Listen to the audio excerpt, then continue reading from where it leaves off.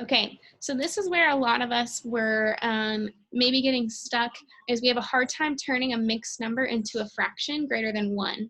Or, in other words, instead of saying a fraction greater than 1, okay, you have also heard it called an improper fraction, right? And an improper fraction just means it's a fraction that's bigger than 1, and that's okay. So what we've done in class, I'm going to show you a couple different ways. One way that just shows what to do, and then another way that's kind of a little bit of a trick that if you know the trick and why it works, I'm totally fine with you using it. So when I have 2 1/2, right, I want it to be all just halves, right? I'm saying, how many halves do I have when I have 2 wholes and 1/2? How many halves is that? So I know that for my 2 wholes, I'm going to break this up. I know that 2 halves is the same as 1 whole, right? And I have 2 wholes. So I have 2 halves, and then I have this extra 1/2, right? So, and that came from there. Okay, so I'm breaking my 2 wholes into 2 sets of 2 halves, right? Because I know that 2 divided by 2 is just 1, right? And 1 plus 1 gives me 2. So really, now I can just add these up. 2 halves plus 2 halves plus 1/2 gives me 5 halves. Okay, now that's what you can do. A second way that you could look at this is, I know this is what a lot of people have learned in like maybe 5th grade, was they said 2, the denominator, times 2 gives them 4. Now that's really, you're saying halves. How many halves is equal to 2 wholes? Well, 2 halves times the 2 wholes gives me really 4 halves, right?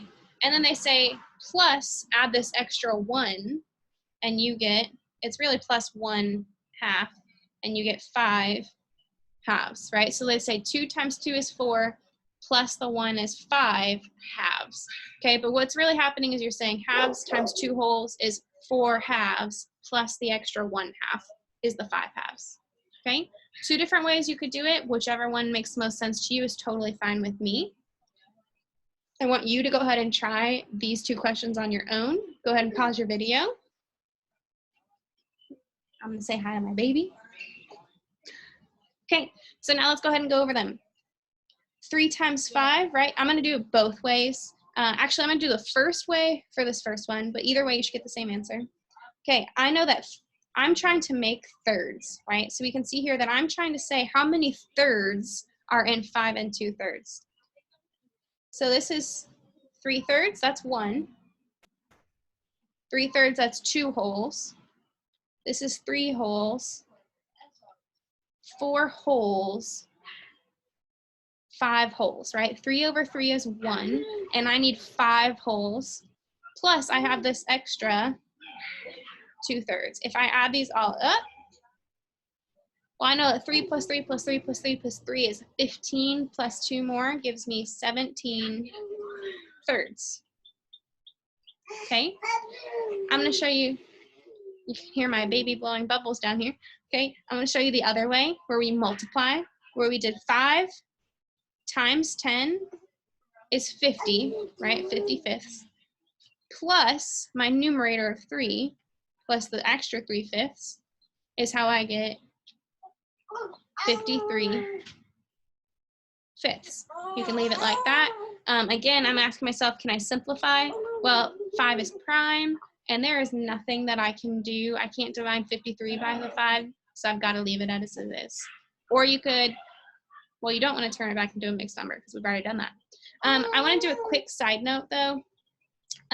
Something that some people I think have been struggling with is like if you're given the if you're given an improper fraction and you're trying to turn it into a mixed number, we're kind of doing the same thing where you can just use long division, right? If I just do 7 divided by 3, you can turn it into a mixed number that way. I know that 3 goes into 7 twice, right? And because that 3 times 2 is 6. 7 minus 6 gives me just the 1 left over. So this is going to be 2 and 1 left over out of 3. So this is equal to 2 and 1/3. I think just using long division is the easiest way to turn an improper fraction into a mixed number. Okay? You guys got it.